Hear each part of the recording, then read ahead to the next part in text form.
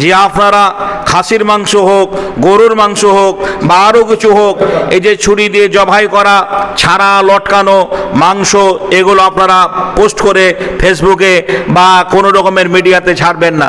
জোরহাত করে আপনাদের বলছি, কোনো ভাই যেন এমনটা পোস্ট না করেন। দ্বিতীয় কথা বলবো, আপনারা সেই কুরবানির মাংস নিয়ে যে এমন হাইলাইট করবেন না, পোস্ট করবেন না, যাতে অন্যান্য সম্প্রদায়ের আঘাত লাগে, তাদের বিবেকে ধাক্কা লাগে, তারা কষ্ট পায়। কেননা আল্লাহ রসুল এটা নিষেধ করেছেন। আল্লাহ রসুল এর আগে আপনারা সবাই জানেন, আগামী বৃহস্পতিবার 28 তারিখ যে সারা পশ্চিমবাংলা তথা সারা ভারতবর্ষে এপার বাংলা ওপার বাংলায় যে আমাদের কুরবানির দিন নির্ধারিত করা হয়েছে, কুরবানি দিন ঘোষণা করা হয়েছে। সমস্ত ইউটিউবার, ফেসবুক ফলোয়ারদের বলবো যে আপনারা খাসির মাংস হোক, গরুর মাংস হোক বা আরও কিছু হোক, এই যে ছুরি দিয়ে জবাই করা ছাড়া লটকানো মাংস, এগুলো আপনারা পোস্ট করে ফেসবুকে বা কোনো রকমের মিডিয়াতে ছাড়বেন না। জোরহাত করে আপনাদের বলছি, কোনো ভাই যেন এমনটা পোস্ট না করেন। দ্বিতীয় কথা বলবো, আপনারা সেই কুরবানির মাংস নিয়ে যে এমন হাইলাইট করবেন না, পোস্ট করবেন না, যাতে অন্যান্য সম্প্রদায়ের আঘাত লাগে, তাদের বিবেকে ধাক্কা লাগে, তারা কষ্ট পায়। কেননা আল্লাহ রসুল এটা নিষেধ করেছেন। আল্লাহ রসুল এর আগেও আমি বলেছি ভিডিওতে যে এক মুসলমান অপর মুসলমানের ভাই। আল্লাহ রসুল বলেছেন ওই ব্যক্তি প্রকৃত মুমিন যে প্রতিবেশীর সঙ্গে সৎভাবে জীবন যাপন করলো। আপনাকে ভাবতে হবে, আমরা পশ্চিম বাংলার মানুষ, এখানে হিন্দু, মুসলমান, খ্রিস্টান, জৈন, ইহুদি, বৌদ্ধ সমস্ত ধর্মের সমন্বয়ে বাংলা তথা ভারতবর্ষ গড়ে উঠেছে। সেই ভারতবর্ষের সংবিধানের প্রতি শ্রদ্ধা, ভক্তি, ভালোবাসা রেখে আমরা যেন সঠিক নিয়মে, সঠিক পদ্ধতিতে আল্লাহর সন্তুষ্টি লাভের জন্য, মানুষকে লোক দেখানো নয়, মহান আল্লাহকে রাজি করার জন্য আমরা যেন কোরবানি করতে পারি। দ্বিতীয় একটা কথা বলবো আপনাদের, যে সমস্ত ঈদ কমিটি, সেই ঈদ কমিটি ভাইদের বলবো, আজ সোশ্যাল মিডিয়া আমরা অন্যান্য লোকেদের মুখ থেকে বিভিন্ন রকমের বিভিন্ন কথা শুনতে পাচ্ছি। তাই একটা কথা আপনাদের কাছে বড় অনুরোধ করব, প্রায় জায়গায় দেখি ঈদ উপলক্ষে মেলা বসে, নাগরদোলা বসে, বিভিন্ন রকমের প্রতিযোগিতামূলক অনুষ্ঠান হয়। আমি আপনাদের বলবো, ওই মেলা খেলায় লক্ষ লক্ষ টাকা মুসলমানদের ক্ষয়ক্ষতি হচ্ছে। মুসলমানদের কি বলছেন, এতে 2 মিনিটের ব্যবসায় হাজার হাজার নয় লক্ষ লক্ষ টাকা ইনকাম করছে। এই মেলা ঈদ উপলক্ষে যেন না বসে।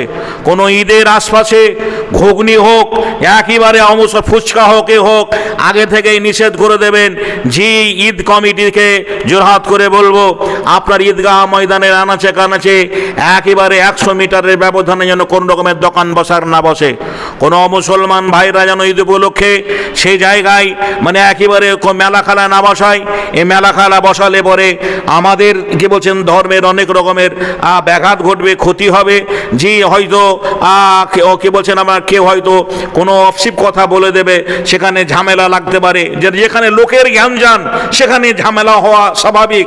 সেই সূত্রে সেই দিকে লক্ষ্য রেখে প্রত্যেকটা ছোট ছোট বাচ্চা ভাই বোনদের বলবো, আপনারাও যেন বাড়িতে আপনাদের মায়েরা যে ক্ষীর, সিন্নি, সামাই রান্না, এটা সেটা যেটা ভালো মন্দ করবে সেটাই নিয়ে সন্তুষ্ট থাকবেন।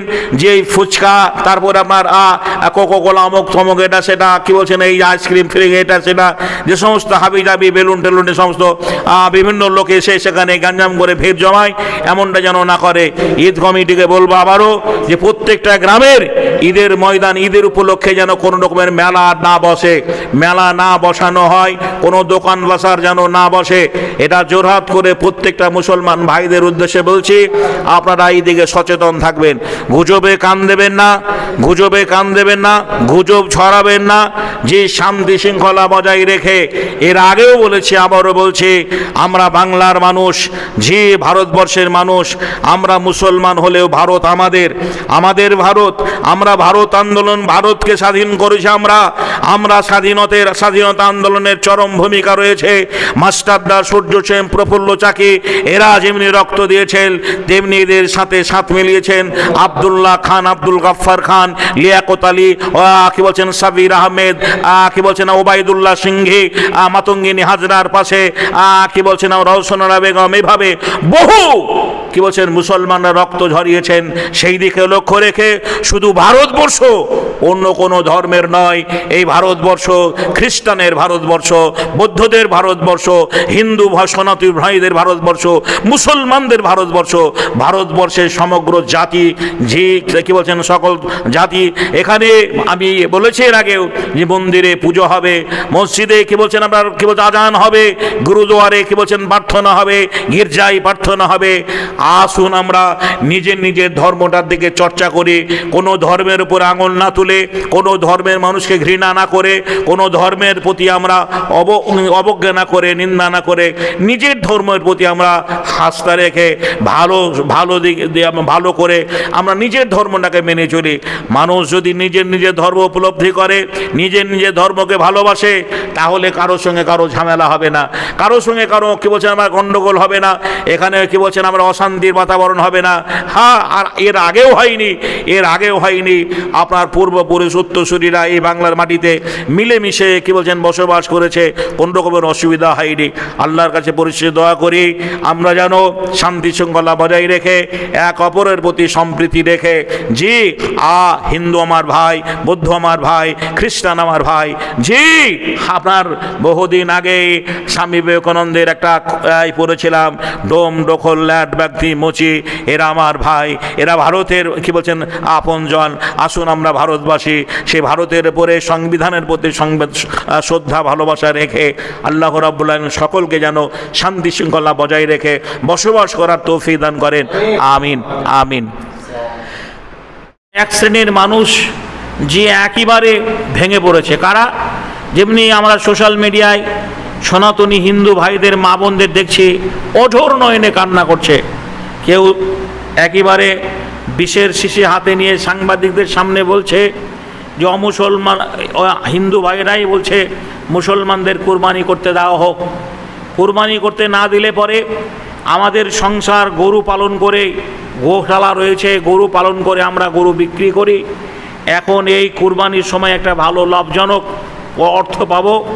একজন মহিলা ঝরঝর করে কাঁদছে যে আমার স্বামী হ্যান্ডিক্যাপ, আমার একটাই ছেলে, আমার ছেলেটা মেধা, যে ভালো কি বলছেন স্কলারশিপ নিয়ে পড়াশোনা করে, আজকে অর্থভাবে আমার ছেলেটাকে আমি পড়াতে পারবো না। একটা মহিলা যে তার কান্না ভেঙে পড়েছে যে আমি গরু বিক্রি করে আমি ঋণী অবস্থায় রয়েছে, সে আগামী দিনে ঋণ পরিশোধ করব, এটা মাথায় রেখে আমি গোটা একটা বছর টানা গরু লালন পালন করেছি এই কুরবানির হাটে বিক্রি করার জন্য। তাহলে শুধু মুসলমানদের গরু খেয়ে শেষ করে দিল এটা নয়, অমুসলমানদেরও সেখানে উপকার রয়েছে। তারা মুসলমানদেরকে সামনে রেখে একেবারে একটা বছর 365 দিন গরু পালন করার পরে কুরবানির মুখে ভালো একটা মোটা অঙ্কের টাকা পাবো বলে তারা বুক ভরা আশা নিয়ে হাটে নিয়ে যায়। আজকে যে সোশ্যাল মিডিয়ায় শুধু মুসলমানদের ক্ষতি হবে তাই নয়, পশ্চিমবাংলা তথা ভারতবর্ষের মুসলমানরা আন্দোলনে নেমে পড়েছে। এরা বলতে চেয়েছেন গোহত্যা একেবারে টোটালি বন্ধ হয়ে যাক, শুধু একটা কষাই গরু জবাই করলে সেটা বন্ধ করলে হবে না। আজকে সরকার যেখানে লক্ষ লক্ষ টাকা ইনভেস্ট করে, কোটি কোটি টাকা ইনভেস্ট করে এটা কি বলছেন আপনার গোশালা থেকে সেই গরুগুলো বিফ মাংস আপনার বিদেশে আর আমদানি রপ্তানি করছে, প্লেনের সাহায্যে বিভিন্ন দেশে এক্সপোর্ট করা হচ্ছে। তাতে দেখা গেছে যে সবচাইতে সারা পৃথিবীতে এশিয়া মহাদেশের মধ্যে যে ভারতবর্ষ দ্বিতীয়তম স্থানে অধিকার অর্জন করেছেন। আজকে বলুন জি, তাহলে এটা কি বলছেন মুসলমানরা করেছেন? না ভাইরা আমার, বন্ধুরে আমার, বক্তব্য হচ্ছে এটাই, সর্বজাতির সমন্বয়ে এই ভারতবর্ষ গড়ে উঠেছে। এখানে মন্দিরে পুজো হবে, মসজিদে আজান হবে, গির্জায় প্রার্থনা হবে। সব ধর্মের মানুষ আপন আপন ধর্ম সময়ের দিকে লক্ষ্য রেখে পালন করবে। কেউ কারো উপরে বাধা দিবে না। আজ সারা ভারতবর্ষে আমি চ্যালেঞ্জ করব, যারা হিন্দু সনাতনী ধর্মাবলম্বী মানুষেরা মুসলমান দেখলেই খারাপ ভাবেন, দাড়িওয়ালা দেখলেই জয় শ্রীরাম বলা করান, তাদের উদ্দেশ্যে বলবো, আপনারা একটা প্রমাণ করুন যে একজন মৌলানা একজন মুসলমান সে একজন পুরোহিতকে দেখে বিদ্রুপ করেছে, ঠাট্টা করেছে, টোন কেটেছে, একটা সাধু সন্ন্যাসীকে দেখে অসম্মান করেছে, অসম্মানসূচক কথা বলেছে। এমনটা প্রবাদ শুধু পশ্চিমবাংলা কেন, তথা ভারতবর্ষ কারো এশিয়া মহাদেশে একটা অমুসলমান সনাতনী হিন্দু ভাইয়েরা প্রমাণ করতে পারবে না। সাম্প্রদায়িক সম্প্রীতির বার্তা আপনারা একবার ফলো করুন। আমি একজন দৃষ্টিওয়ালা মানুষ, চোখে দেখতে পাচ্ছি, আপনাদেরও দুটো চোখ রয়েছে। আমি মুর্শিদাবাদের কথা বলছি, যেহেতু আমি মুর্শিদাবাদের ছেলে। এই মুর্শিদাবাদের সদর শহর হচ্ছে বহরমপুর। আমরা বহরমপুরে এনি টাইমে আমরা সপ্তাহে একদিন দুদিন বিভিন্ন কাজে আমরা গিয়ে থাকি। সেখানে গেলেই দেখতে পাই বাস স্ট্যান্ডে অগণন হোটেল রয়েছে।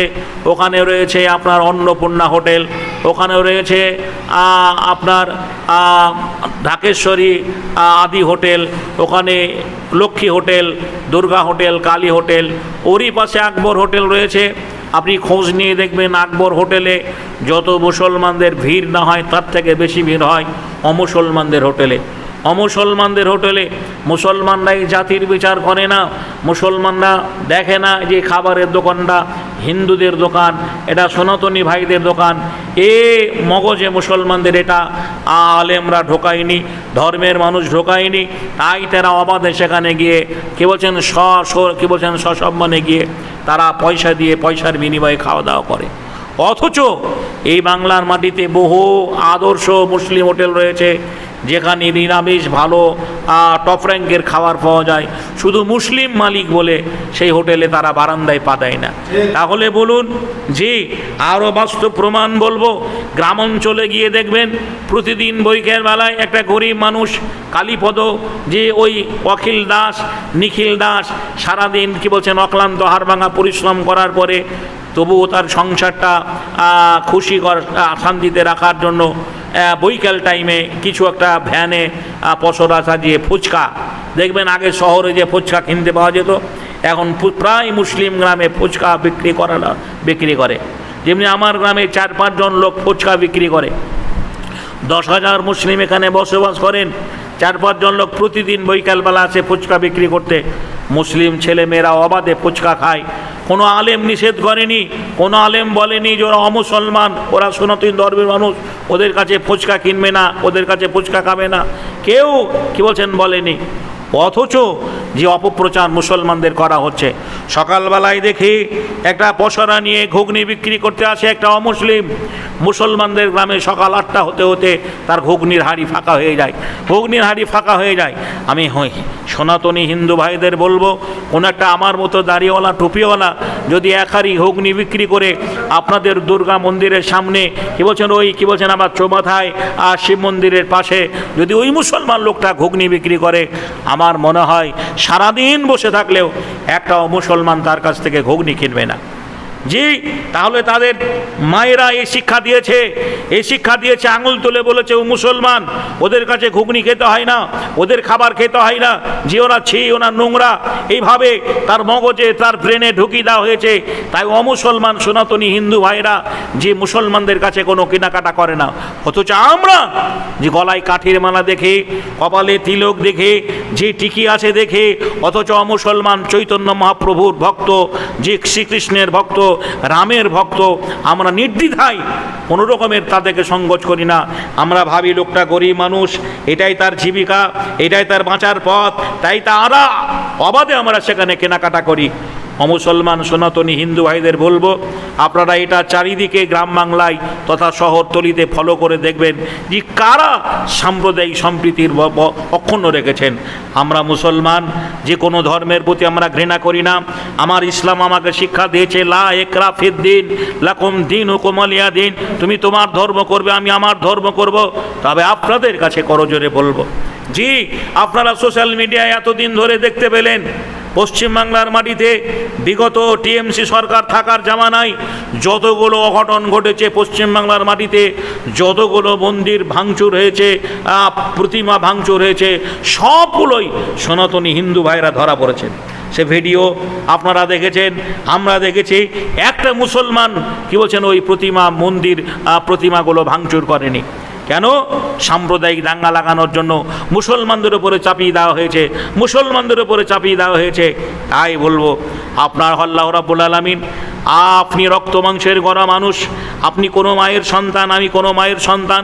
আসুন আমরা মোরা এক বৃন্দের দুইটি কুসুম, হিন্দু মুসলমান, মুসলিম তার নয়ন মণি, হিন্দু তাহার প্রাণ। এই নজরুলের কবিতাটাকে সামনে রেখে বাংলা এভাবে গড়ে উঠেছে। এভাবেই বাংলার মানুষ যুগে যুগে বসবাস করেছে। আপনার দাদু, আপনার দাদি শ্মশানে শুয়ে চলে গেছে, আমার দাদা, আমার দাদু কবরস্থানে চলে গেছে। তাদের মধ্যে যে সম্প্রীতি ছিল, তাদের মধ্যে যে মেল মহাব্বত ছিল, তাদের মধ্যে যে ঐক্য ছিল, তাদের মধ্যে যে ভ্রাতৃত্ব ভাব ছিল, আজকে সেই ভ্রাতৃত্ব ভাব কেন নেই? কেন আজকে হিন্দুর সঙ্গে মুসলমানদের ঝামেলা হবে? কেন হিন্দু ভাইদের সঙ্গে মুসলমানদের ঝগড়া হবে? আমরা আসুন, যে সরকারের কাছে করজোড়ে আবেদন, আপনি শুধু হিন্দুদের সরকার নয়, আপনি শুধু সনাতনী ধর্মের সরকার নয়। আপনারা, আপনাদের কোনো নেতা বলেছেন যে মুসলমানরা আমাদের ভোট দেয়নি? আমরা ভোট দেইনি ঠিকই, কিন্তু আমার মতো বহু মুসলমান আপনাদের সমর্থন করে ভোট দেয়, ভোট দিয়েছে। আগামী দিনে যদি নিরপেক্ষ দৃষ্টিভঙ্গিতে বাংলার মাটিতে আপনাদের শাসন জারি চলে, আপনারা আইনি ব্যবস্থা করেন যেখানে সব ধর্মের সমান ন্যায়, সমান অধিকার থাকবে, জি তাহলে আমরাও যে এই বিজেপি সরকারকে বুকে সাদরে গ্রহণ করে নেব, যে আমরাও তাদের স্যালুট জানাবো, আমরাও তাদের সম্মান করব, আমরাও তাদের শ্রদ্ধা করব। তারা হবে আমাদের কাছে যে সম্মানের শ্রদ্ধার পাত্র। কিন্তু যদি কিছু অপপ্রচারে আপনারা যদি মুসলমানদের মসজিদ, মাদ্রাসা, ঈদগাহ, কবরস্থানের প্রতি আপনারা আঙুল তোলেন, তাহলে তো ভাই আমরাও তো একটা ধর্মের মানুষ, আমাদেরকেও তো বাঁচতে হবে। সেই দিকে লক্ষ্য রেখে সরকারের কাছে আমার করজোড়ে আবেদন, যে সরকার দায়িত্ব নিয়েছেন, যে সরকার দায়িত্ব নিয়েছেন, সেই দিকে লক্ষ্য রেখে কোনো রকমের যেন যে সাম্প্রদায়িক দাঙ্গা বাংলার মাটিতে আর না হয়। আল্লাহ রাব্বুল আলামিন হিন্দু মুসলমান সকলকে বুঝার তৌফিক দান করেন, আমিন। আসসালামু আলাইকুম। সরকার বলছে গোমাতা, তাহলে 14 বছর মানে বয়স পার হলে কি গোমাতা তখন কি হয়ে যাবে? সরকার তারপরে কুরবানি দিতে বলছে, তারপর তাকে হত্যা করতে বলছে। তাহলে সেটা কি সরকারের কি ধরনের কথা? এটা একদম মানে মানা যোগ্যই নয় এই কথাটা। তাহলে আমার বাড়িতে যদি বয়স্ক একজন কেউ থাকে, তাকে কি আমরা মানে বয়স হয়ে গেলে তাকে আর মা বলবো না? এটা সরকার কি ধরনের কথা বলছে? এটা একদম মেনে নিতে পারছি না আমরা। পরের বারেরটা ঈদটা হয়ে গেলে বলে দিতে পারতো যে তোমাদের আর কুরবানি হবে না, আর গরুর ব্যবসা করো না, আমরা পরের বাড়ি ঝি কেটে খাবো। কিন্তু এদের সামনে মেরে দেবো কি করে? এই খাটালে গোবর দেখো, খাটালে গোবর পড়ে রয়েছে, আমি সব সামলাই। আমার স্বামীর মাথামতি খারাপ, স্বামী একদম আসছে না, আমি কি করব? আমাকে কিছু বিজেপি কি আমরা ভোট দিয়ে আমরা তো ঠকছি, এখন আমাদের পেটে তো লাথি মারছে। গরু 6 বছর বাঁচে না, 14 বছর আয়ুত্ব দিচ্ছে, এ কি ব্যাপার? কই মমতা দিয়ে এটা করিনি তো? ওরে মরে মেরে বিজেপি তুলে লাভ এইটি হয়েছে আমাদের। এখন আমরা একটাই চাচ্ছি, হয় আমাদের গরুগুলো বিক্রি করার অনুমতি দিক, না হলে উনি এখান থেকে এসে গরু নিয়ে চলে যান, আর না হলে উনি পারুক আমাদের হাতে এক বোতল করে বিষ তুলে দিক, আমরা সেই বিষ খেয়ে মারা যাই। এছাড়া আমাদের কোনো উপায় নেই। না, আমাদের কোনো রাগারাগি নেই। মুসলিমরা আমাদের গরু কিনছে না ওনার জন্য, শুভেন্দু অধিকারীর জন্য। উনি মানে মুসলিমরা ভয় পেয়ে গেছে। উনি যেভাবে আইনটা বের করেছে, প্রশাসনের ভয় দেখাচ্ছে যে 6 মাসের জেল আবার জরিমানা। মানে এই ভয়তে কেউ মাত্র 15 দিন ক্ষমতায় এসে আজকে নতুন নতুন নিয়ম, নতুন নতুন কথা চালু করছে। এই নিয়ম তো নেই, মানুষের জীবনের গ্যারান্টি নেই। তাহলে গরু 14 বছর জীবনের গ্যারান্টি আমরা কিভাবে নেবো? কিভাবে নেবো? শুধু তো গরুকে খাওয়ালে আর গরুকে দুধ বিক্রি করলে তো আমাদের সংসার চলবে না। কুরবানির কথা ছিল বলে গরু তুলতাম, গরু পুষতাম। এখন যদি এই নিয়ম চালু হয়, তাহলে মোদি আমাদের খাটালে গরু তুলে দিক, তারপরে আমরা সেই গরুকে মোদি খাওয়ানোর পয়সা দেবে, আমাদের দেখাশোনা করার পয়সা দেবে, তাহলে গোমাতাকে সেই 14 বছর বয়স পর্যন্ত আমরা রেখে দিতে পারবো। তার জি, আজকে আমরা মোবাইলে সোশ্যাল মিডিয়ায় দেখছি, আমরা অনেকের মুখে শুনেছি, মুসলমানরা অনেকে বলেছেন যে হুমায়ুন কবির হচ্ছে বিজেপির দালাল, নওশাদ সিদ্দিকীকে বিজেপির দালাল বলেছেন। কিন্তু আজকে আমরা সোশ্যাল মিডিয়ায় যা দেখতে পাচ্ছি তাতে নওশাদ সিদ্দিকীও আমরা বিজেপির দালাল নয়, আর হুমায়ুন কবিরও বিজেপির দালাল নয়। বলবেন কেন? মমতা হেরেছে ঠিকই, কিন্তু মমতার 36টা এমএলএ আছে যারা নির্বাচিত হয়ে শপথ গ্রহণ করলেন, আপনারা দেখলেন সোশ্যাল মিডিয়ায়। তো তারা কি বোবা না তারা কালা? তাদের কারো একজনের কথা বলতে দেখলাম না কুরবানির ব্যাপারে, মসজিদের মাইকের ব্যাপারে, যে এই যে বিভিন্ন জায়গায় আজানের ব্যাপারে। তারপরে এই সেদিনকে দেখলাম না কোথায় আপনার এই নওশাদ সিদ্দিকী পাস করেছে ভাঙড় থেকে, আর সেখানে ওই হাওড়া এসে একটা মানে ভাঙচুর হচ্ছে সেই জায়গায় একবারে সে কি ওই জিসিপির সামনে দাঁড়িয়ে গেল। প্রতিবাদী লোক আছে তো দুটো লোক রয়েছে, এটা আমাদের চোখে বলছি। আপনারা যারা বলেছিলেন যে ও বিজেপির দালাল, তা এখন তো জাতির পক্ষে কথা বলছে দুটো লোক। হুমায়ুন কবির বলেছে, আপনারা সোশ্যাল মিডিয়ায় দেখতে পাচ্ছেন, যে কুরবানির ব্যাপারে কেউ যদি আঙুল তুলে তাহলে আগামী দিনে আমরা তাদের জন্য বৃহত্তম আন্দোলন করব। নওশাদ সিদ্দিকীও বলেছে কোনো ভয় নেই, নির্ভীকভাবে আপনারা কোরবানি করবেন, যাতে কোনো বিধর্মী ভাইদের অসুবিধা না হয়, যে তারা বিধর্মী ভাইরা যেন কষ্ট না পায়, রক্ত মাংসগুলো এদিক ওদিক করবেন না, একবারে মানে সীমাবদ্ধ জায়গায় করবেন, পবিত্র জায়গায় করবেন, যাতে কারো অসুবিধা না হয়। তাতেও যদি কেউ কিছু করে আমরা আছি, এই সাহসটা জুগিয়েছেন। অথচ টিএমসির দলের যারা বিধায়ক, 36টা বিধায়ক, কি বলছেন আমরা যারা 87টা বিধায়ক যারা গেছে আপনার, আর যাদেরকে বিরোধী দলের মানে করেছেন, ওই বিরোধী দলের এর আগে শুভেন্দু অধিকারী বিরোধী দলের নেতা ছিলেন, কিন্তু টিএমসির বিরোধী দলের নেতা, নামটা ভুলে গেলাম, ও কালা না বোবা, তো কালা না বোবা আল্লাহ ভালো জানে। ওকে তো দেখতে পায় না, ওকে দেখতে পায় না সোশ্যাল মিডিয়ায়, ওকে দেখতে পায় না, কোনো কথাই শুনি না। তাহলে আগামী দিনে আমরা মুসলমান, বলুন জি কাকে ভালো বলবো? বিচার করার দায়িত্ব জনগণের উপরে, বিচার করার দায়িত্ব জনগণের উপরে। 5টা বছর অপেক্ষা করুন। যারা আমাদেরকে কোণঠাসা করতে চেয়েছে, যারা আমাদের ধর্মের উপর আঙুল তুলেছে, যারা আমাদের মাদ্রাসার বিরুদ্ধে আঙুল তুলেছে, যারা মাইকে আজান দেওয়া যাবে না বলেছে, যারা কুরবানি দিতে গেলে বিভিন্ন রকমের জায়গায় হেনস্থ হচ্ছে, তারা 5টা বছর অপেক্ষা করুন, সব ঠিক হয়ে যাবে, সব ঠিক হয়ে যাবে। কেউ চিরদিন থাকে না ভাই। জি, আসার যাওয়া দুনিয়ার নীতি, শোনো গো বন্ধুগণ, আজ আমি গেলে কাল তুমি যাবে, নিস্তার নেই কোনো ক্ষণ। সবারই আসা যাওয়া। আজ সে ক্ষমতার বলে যদি সব কিছু করে তো আলহামদুলিল্লাহ করুক, এ তো থাকবে না চিরদিন। যে শক্তি ক্ষমতা থাকবে না তাকেও যেতে হবে, এটা মাথায় রেখে যে কেউ উত্তেজিত হবেন না। জি, বিভিন্ন রকমের সোশ্যাল মিডিয়ায় একজন বক্তব্য একরকমভাবে দিবে, তাতে উগ্র হবেন না। শান্তি শৃঙ্খলা বজায় রেখে আমরা যেন আমাদের ধর্মের বিধানকে মানতে পারি। আল্লাহ রাব্বুল আলামিন আমার যেন তৌফিক দান করেন। জোরে বলুন আমিন। একটা কথা বলবো, আমরা রাজনীতি করা ছেলে নয়। যারা রাজনীতি করার পক্ষে, যারা রাজনীতি করে, যারা রাজনীতিকে ভালোবাসে, যারা ন্যায় কথা বলে, আমরা তাদের পক্ষে তাদেরকে শ্রদ্ধা করি। মমতার সরকার পতন হলেও 36টা এমএলএ বিধায়ক মুসলমান, তাদের জবানটা কি বন্ধ হয়ে গেছে? তারা কি কালা হয়ে গেছে? তারা কি শুনতে পায় না, সোশ্যাল মিডিয়া দেখে না যে মুসলমানদের গোহত্যা বন্ধ করতে বলা হচ্ছে, মুসলমানদের মাইকের আজান বন্ধ হচ্ছে? একজন মূর্খ, বিজেপির একজন মূর্খ নেতা বলেছে অ্যালার্ম দিয়ে, কি বলছেন আপনার আজান হবে, আজানের শব্দ আজকে মোবাইলে হয়, মোবাইলের আজান শুনে নামাজ পড়বে। আরে মাথা মোটা, তোমার বউ যখন পুজো করবে তুমি আলাম দিয়ে রাখবে, বলবে ওং ব্রহ্মা দেবচ্চং ব্রহ্মাইতে চং জগোধীতাই কৃষ্ণাই গোবিন্দাই নমঃ নমঃ পাপহং পাপাত্তাপাপ সম্ভাব ত্রাহিমাম পুণ্ডরিকা খো সর্বপাপ হর হরি নমঃ নমঃ। এটা মুখস্থ করে নাও, এটা আলাম দিয়ে রেখে তোমার বউকে শোনাবে, আর সেটা দিয়ে পুজো করবে। বাদরামি করার একটা সীমা আছে, বাদরামি করার একটা জায়গা রয়েছে। মুসলমানরা হাতে চুরি পরে নেই, পশ্চিমবাংলার মুসলমানরা সবাইকে যেমন আপন করতে পারে, সবাইকে পর করতে পারে, এই পশ্চিমবাংলার মুসলমানরা 34 বছর সিপিএম সরকারকে বুকে আগলিয়ে রেখেছিল, 15 বছর টিএমসি মমতাকে আগলিয়ে রেখেছিল, টিএমসিকে আগলিয়ে রেখেছিল। আজ তুমি দুদিন সরকারের দায়িত্ব পাওয়ার পরে মুসলমানের উপরে যদি আঙুল তোলো, মাদ্রাসার উপরে আঙুল তোলো, মাইকে মসজিদে মাইকের উপরে আঙুল তোলো, কোরবানির উপরে আঙুল তোলো, ধর্মের প্রতি আঙুল তোলো, 5টা বছর মনে রাখবে, 5টা বছর পরে তুমি রাস্তার ফকির হয়ে যাবে। এ ক্ষমতা মুসলমানদের রয়েছে। পশ্চিমবাংলার মুসলমানদের বলবো, আমরা সংখ্যালঘু নই, আমরা সংখ্যাগরিষ্ঠ। আমরা সংখ্যাগরিষ্ঠ বলবেন কেন?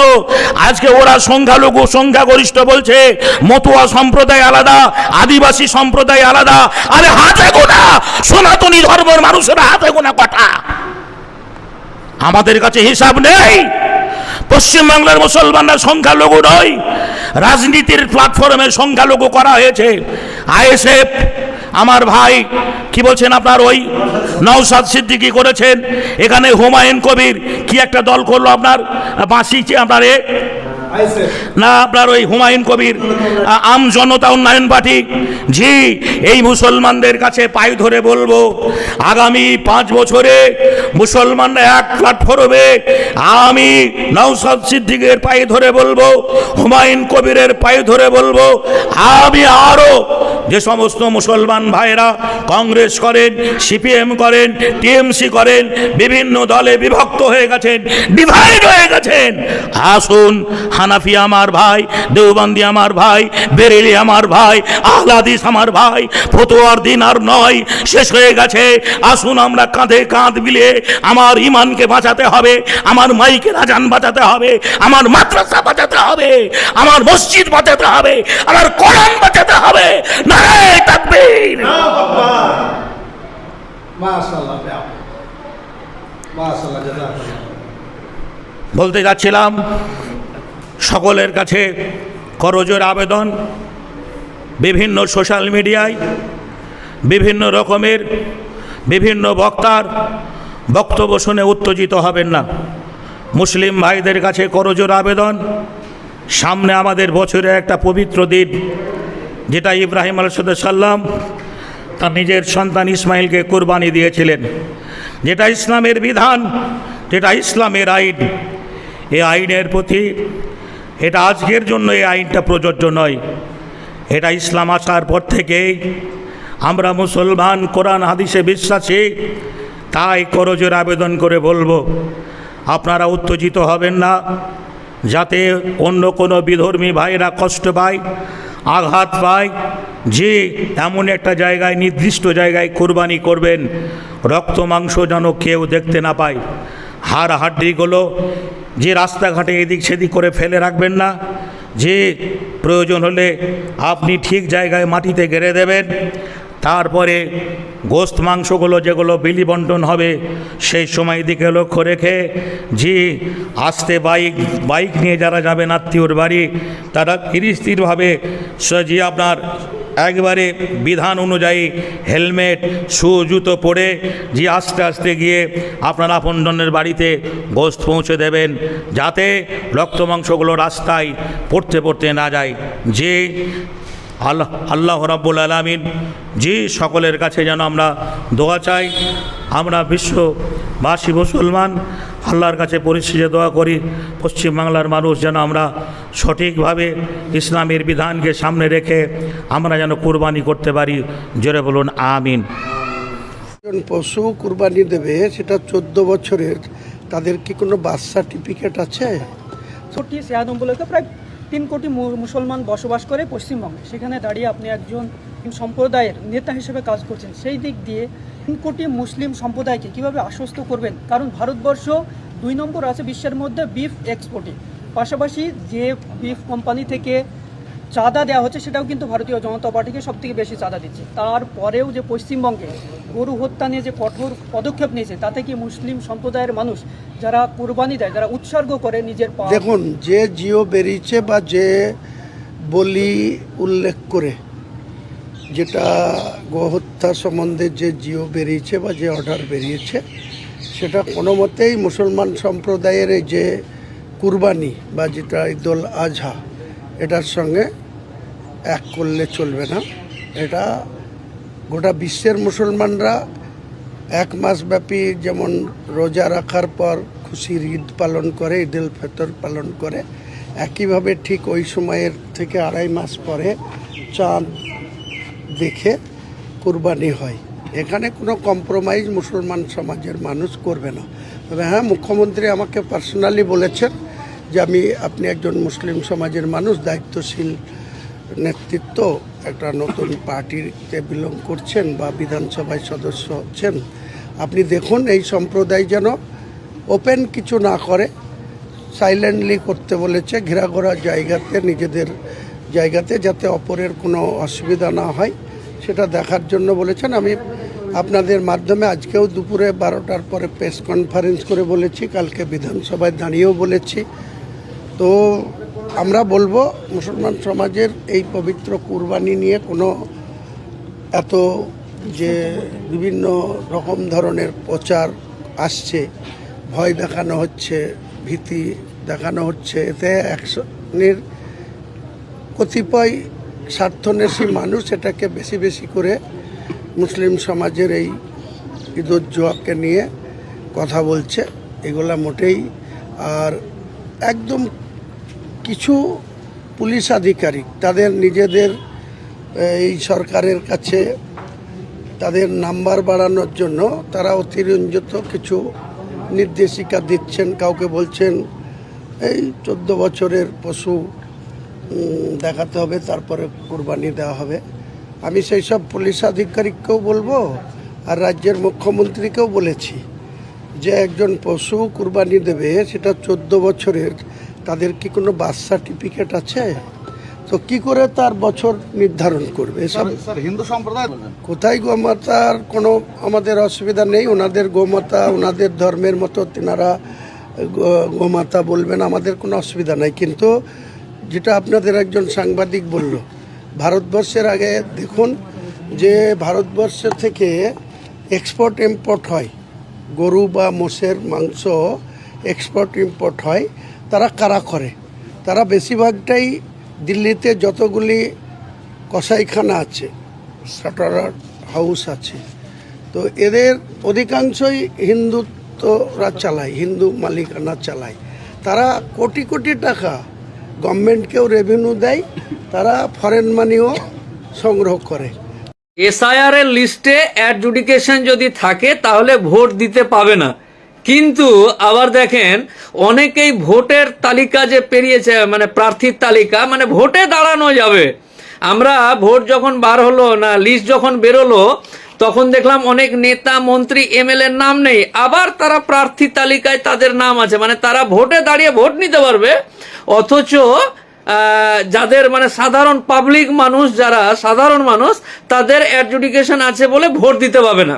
এরকম বিভিন্ন রকম প্রশ্ন বা সোশ্যাল মিডিয়ায় ঘোরাঘুরি করছে। কথাটা যদিও সত্য, কিন্তু ঘোরাঘুরি করছে। আজকেই আর কিছুক্ষণের মধ্যে এসআইআর এর প্রথম সাপ্লিমেন্টারি লিস্ট যেটা আছে সেটা বেরোবে। আমি মোফাক্কেরুল ইসলাম গোটা পশ্চিমবঙ্গের মানুষকে আশ্বস্ত করছি, চিন্তিত হওয়ার ব্যাপার নেই। এখনো অনেক জল বাকি, অনেক খেলা বাকি। নির্বাচন কমিশন যে সমস্ত লিস্ট অসড়া খসড়া, প্রথম, ফাইনাল, সাপ্লিমেন্টারি, যত রকম এলেন্ট্রি পেলেন্ট্রি আছে বের করছে, করুক। আপনি নিশ্চিতভাবে যদি এই ভারতবর্ষের নাগরিক হয়ে থাকেন, আপনার পূর্বপুরুষ যদি এই দেশের নাগরিক হয়ে থাকে, তাহলে আকার একারের জন্য আপনার নাম ভোটার লিস্ট থেকে, ভারতীয় নাগরিকের যে ভোটার লিস্ট, যে ভোটাধিকার, এটা থেকে আপনি বঞ্চিত হবেন না, আমি বলছি আপনাকে। মানে এখনো মগের মুলুক বা দেশে আইন টাইন নেই, সংবিধান নেই, মগের মুলুক যে যা পাচ্ছে করছে, এরকম ব্যাপার নেই। কিন্তু এখনো এসআইআর এর যে সমস্ত এই যে কয়েক লাখ লোকের, 60 লাখের উপরে যে নামগুলো অ্যাডজুডিকেশন এবং এই সব ব্যাপারগুলো আছে, আজকে একটা লিস্ট বেরোচ্ছে, ওখানে কিছু বেরোবে। এরকম করতে করতে উদ্দেশ্যটা ইলেকশন কমিশন যদি স্বচ্ছভাবে করত, তাহলে এত সুপ্রিম কোর্টকেও নজর দিতে হতো না, এত জজ সাহেবকেও এগুলোকে নিয়ে বিচার করার ব্যাপার ছিল না, সবই ঠিক ছিল। হঠাৎ করে মনে হলো যে এই ব্যাপার, কাকে খুশি করতে, কেন খুশি করতে এগুলো করছে আমাদের জানার দরকারও নেই, জানার দরকারও নেই। আমরা এদেশের নাগরিক, আমার বাপ এদেশের, আমার দাদু এদেশের, আমার দাদুর বাপ এদেশের, অতএব আমরাও এদেশের নাগরিক এবং আমরা ভোটাধিকার পাবো। হ্যাঁ, আমাদের মধ্যে কিছু মানুষ, সেটা জাতি ধর্ম বাদ দিয়ে হিন্দু হোক আর মুসলমান হোক, অনেক মানুষ কাগজপত্রে গাফিলতি আছে, আকার একার ভুল আছে। ওই যে চ্যাটার্জি আর চট্টোপাধ্যায়, ব্যানার্জি বন্দ্যোপাধ্যায়, কুমার এরকম অনেক আছে, অনেক। আর আমাদের মধ্যে মোল্লা কাঠমোল্লা বিভিন্ন রকম আছে, তো অনেকেই টোন কেটে বলছে, এলো কোনো হাওয়া বাতাসের ব্যাপার নেই। আজকেই এই লিস্ট বেরোবে এবং আপনার যে বিএলও আছে, ডিইও আছে, এদের কাছ থেকে পৌঁছে যাবে। মানে যে কোনো হেন তেন প্রকারে কোনো রাজনৈতিক দল এগুলোর বেনিফিট নেওয়ার চেষ্টা করছে। তো ঠিক আছে, সময় সবার আসে, সময় সবার থাকে, নিশ্চিত থাকুন। আমি মোফাক্কেরুল ইসলাম বলছি, নিশ্চিত থাকুন। ওই যে বারবারই একটা কথা বলছি, আপনি যদি তার বেড়া পার করে আসা কোনো মানুষ না হন, আপনি যদি হঠাৎ করে কাউকে বাপ না বানিয়ে নেন, আপনি যদি হঠাৎ করে কাউকে জেঠু বানিয়ে ভোটার কার্ড না বের করে থাকেন, তার বেড়া পার করে এসে অনেক আছে এরকম, আমাদের কাছে মামলায় আছে। তাদের নাম বা তাদের ধর্ম নিয়ে কোনো ব্যাপার নেই, এরকম আসে। তাদেরকে মানে যারা জানে, রাজনৈতিক নেতারা জানে এটা, যে কারা বেশি এসছে, কেন এসছে, কাদের ভোটার কার্ড, কে কাকে বাপ বানিয়েছে, ডুপ্লিকেট, এগুলো সব খবর তাদের কাছে আছে। কিন্তু তারপরও ইন্টেনশনালি যদি কাউকে বাদ দেয়, আমি মোফাক্কেরুল ইসলাম বলছি, নিশ্চিত থাকুন, কোনো ব্যাপার নেই। একবার ভোট দিতে পেলাম না অ্যাডজুডিকেশন বলে আমি একদম ভোটার লিস্ট থেকেই গায়েব হাওয়া হয়ে গেলাম, এরকম কোনো ব্যাপার নেই। दौर मुशाई अपनी काहे में चिंता कर रहा है, जिंदा है अभी, ऐसा कुछ बात नहीं है। ठंडाय बसे आছি, দেখছি খসড়া খসড়া ফাইনাল সাপ্লিমেন্টারি সব দেখার পর আপনার নামটা আছে কিনা, আপনি আপনার ওই সিল মারা মোহর মারা সিলটা উঠে গেছে কিনা, সুপ্রিম কোর্ট, জজ সাহেব, এই কি ট্রাইব্যুনাল, বিভিন্ন রকম জায়গা আছে, নিশ্চিত থাকুন। হ্যাঁ, হয়রানি হলো, এই হয়রানির কে মাসুল দিবে, এটা যদি আপনি আমাকে প্রশ্ন করেন, তাহলে এর উত্তর নেই। আপনাকে নতুন করে যদি আপনাকে উজু করতে শেখাতে হয়, তাহলে বড্ড বিপদ। সব কিছু আপনার কাছে খবর আছে, আপনি জানেন ভালো করে যে কারা, কে, কেন, কোন, সবই জানেন। অতএব উত্তর সেইভাবে হবে। কিন্তু এসআইআর নিয়ে বা ভোটার লিস্ট নিয়ে চিন্তিত হওয়ার ব্যাপার নেই। রাজ্যের সমস্ত সাধারণ মানুষকে বলছি, অনেক রাস্তা বাকি এখনো। এদের যেমন লিস্ট বাকি, আমাদের রাস্তাও অনেক বাকি আছে। আমি 72 মুশকিল 73 আসান, বুঝতে পারলেন না? 72 মুশকিল 73 আসান। एडजुडिकेशन ओई बात, कोई बात नहीं है। 72 মুশকিল 73 আসান। তাই এসআর নিয়ে চিন্তিত হবেন না, এবার শক্ত করে দেখতে হবে কে কোন দিক দিয়ে ফাঁসছে। আর সামান্য লাভের জন্য, সামান্য রাগের জন্য বড় কুমির যেন না ফেঁসে যায়। কে বুঝতে পারলেন না? আপনার রাগ আছে, ক্ষোভ আছে, সব আছে, ক্ষোভ খাপ মিটিয়ে বড় কুমির ডাকা যাবে না। কি বুঝলেন? দেখছি, আমরাও দেখছি, লিস্ট বেরোচ্ছে, লিস্ট হবে, সবই হবে। জাস্ট ওয়াচ চল রা হ্যায়, দেখ রা হ্যায় कैसे, সিসিটিভির মতো। এই যে সিসিটিভির মতন দেখে আছি কোথায় কি হচ্ছে। জাস্ট ওয়েট অ্যান্ড ওয়াচ, অপেক্ষা করুন। এবং আমাদের মুর্শিদাবাদ জেলায় যদি কোনো মুসলমান সম্প্রদায়ের উপরে ক্ষমতার অপব্যবহার করে কোনো মসজিদ বা কোনো ঈদগাহ বা কোনো কবরস্থান বা কোনো মসজিদ আক্রান্ত হয়, আমরা বসে থাকবো না। আমরা পুরো রাস্তায় নেমে এই সরকারের বিরুদ্ধে নামবো। বিজেপি কর্মীদের উপরে 2021 সালের নির্বাচনের পরে যেখানে যেখানে ভায়োলেশন হয়েছিল, বিজেপি কর্মীদের ঘর ছাড়া থাকতে হয়েছিল, অনেকের মৃত্যু ঘটেছিল, সে তুলনায় আমি বলবো বিজেপি ক্ষমতায় এসছে, সেইভাবে কোনো সাধারণ মানুষের উপরে কোনো আক্রমণ হয়নি। যারা অন্যায় করবে তাদের তার জন্য তারা ফিডব্যাক পাবে, কারণ কারো উপরে যদি কেউ কোনোদিন জুলুম করে, অন্যায় করে, কাউকে কারো পরিবারের ছেলেকে সন্তানকে কাউকে খুন করে, তাহলে তাদের উপরেই সেইটার তারকে জবাবদিহি করতে হয়। আমি মনে করি ভারতবর্ষের প্রধানমন্ত্রী গতকাল থেকে যেভাবে মানে শান্তি শৃঙ্খলার ব্যাপারে বারবার বলছেন যে সবকা সাথ সবকা বিকাশ, এটা আমাদেরকে মানতে হবে। কাজেই তৃণমূল সরকারের আমলে যে ধরনের খুন খারাপি, তোলাবাজি, বিভিন্ন অস্বচ্ছ কাজ হয়েছে, সেটা ভারতবর্ষের বিজেপি সরকার এতদিন ক্ষমতায় আছে, বাংলা 19টা রাজ্যেতেও আছে তাদের জোট সঙ্গী সহ। আমার মনে হয় বাংলাতে যদি তারা সেই ধরনের করে তাহলে মস্ত বড় ভুল করবে, তাহলে বাংলার মানুষ কিন্তু আবার শুরু থেকেই তাদের বিরুদ্ধে আন্দোলনে নামবে। আমাদের মুর্শিদাবাদ জেলায় যদি কোনো মুসলমান সম্প্রদায়ের উপরে ক্ষমতার অপব্যবহার করে কোনো মসজিদ বা কোনো ঈদগাহ বা কোনো কবরস্থান বা কোনো মসজিদ আক্রান্ত হয়, আমরা বসে থাকবো না, আমরা পুরো রাস্তায় নেমে এই সরকারের বিরুদ্ধে নামবো। 3 নম্বর স্থান অধিকার করছে বিজেপি, আমার থেকে 60,000-এরও বেশি পিছিয়ে আছে, আর তৃণমূলের যদি হিসাব করেন তার থেকে আরো বেশি।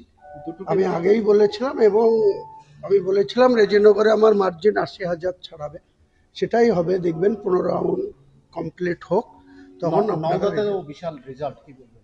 বললাম তো আমি 2টো সিটেই জিতবো। আমি কিন্তু অনেক আগের থেকে আমার আত্মবিশ্বাস ছিল, মানুষ যেভাবে আমাকে প্রচারে গিয়ে আমাকে সাপোর্ট করেছিল, যেভাবে একদম বাড়ির মহিলারা থেকে আমাদের মা বোন থেকে শুরু করে একদম বয়স্ক লোক, তারা আমার হুইসেল বাঁশি নিয়ে যেভাবে বাঁশি বাজিয়েছে, যেভাবে আমাকে সাপোর্ট দিয়েছে, আমি পুরোপুরি আত্মবিশ্বাস ছিল এই জয় আমি মুর্শিদাবাদের মানুষকে যেমন উৎসর্গ করব, পাশাপাশি নওদা বিধানসভার সর্বস্তরের মানুষকে আমার একটাই বার্তা, সবাই ভালো থাকুক, সুস্থ থাকুক, মুর্শিদাবাদ জেলা শান্তিতে সম্প্রীতিতে আমরা বসবাস করব, মুর্শিদাবাদের উন্নয়নে আমরা বেশি করে আগামী দিনে আরো বেশি সময় দেব, ব্যয় করব।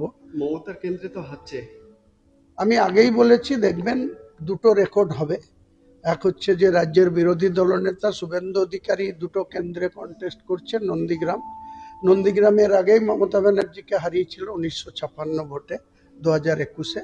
এবার দেখবেন ওই ভবানীপুরেও মমতা ব্যানার্জি হারবে। মুর্শিদাবাদে মানে হুমায়ুন কবির আসার জন্যই তৃণমূল এখন 3 নম্বর পজিশনে প্রায় এলাকাতে যাচ্ছে বিধানসভা কেন্দ্রে, বিজেপি চলে আসছে এরকম বলছে।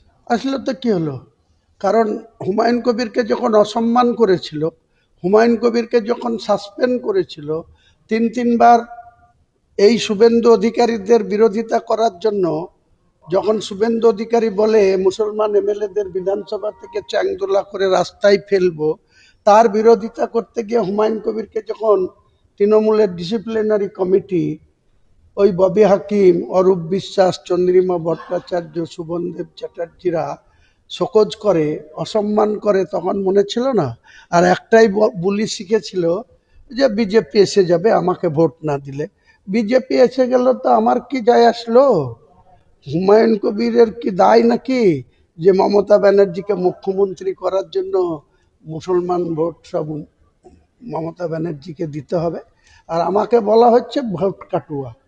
কে কার ভোট কেটেছে, কে কার যোগ্যতা প্রমাণ দিয়েছে, আজকে আত্মপর্যালোচনা করুক যে মমতা ব্যানার্জি একা হুমায়ুন কবিরকে অসম্মান করার জন্য আজ কত পরিমাণ মুসলমান ভোট তৃণমূল কাছ থেকে সরে গিয়েছে। সংখ্যালঘু ভোট সব আপনি নিশ্চয় থাকবে, আগামী দিনে প্রমাণ করে দেবো। 25 স্তর পঞ্চায়েত আসুক, এই মমতা ব্যানার্জির প্রতীক নিয়ে কেউ পঞ্চায়েতে ভোটেই দাঁড়াতে চাইবে না। এর আগে তো টাকা দিয়ে টিকিট নিয়েছে, কাউকে খরিদ্দার পাবে না।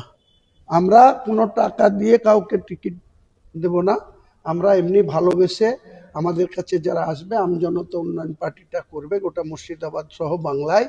আগামী সময় আসুক, নির্বাচন আসুক, 2028-এ ত্রিস্তর পঞ্চায়েত, 2019-এর লোকসভা। আমি এখন থেকে ঘোষণা করে দিলাম বহরমপুর লোকসভায় তৃণমূলকে 2 লাখ ভোটে হারাবো। আমি এমপি হব বহরমপুর। হ্যাঁ, এখনই ডিসিশন নিচ্ছি না। আমার কোন বিধানসভার মধ্যে আপনি বেশি মার্জিন ভোটে জিতবেন বলে মনে রেজিনগর, আমি আগেই বলেছিলাম।